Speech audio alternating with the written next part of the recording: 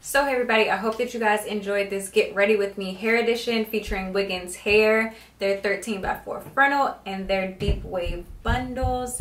And I have to say I'm super impressed with this hair. It is super soft.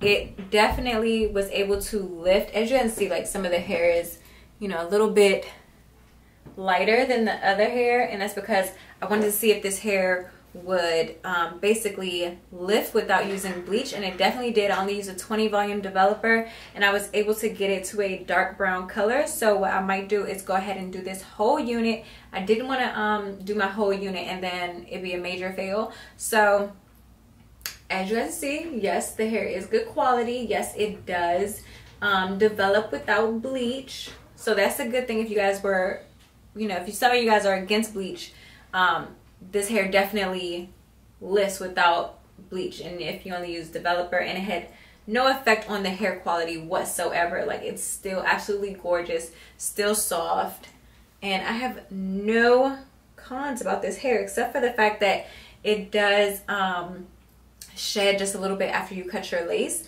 but it's not to the point where it's balding. So I'm definitely super impressed with this hair, and this is the first time I've ever had Wiggins hair before, and it's just really gorgeous and pretty.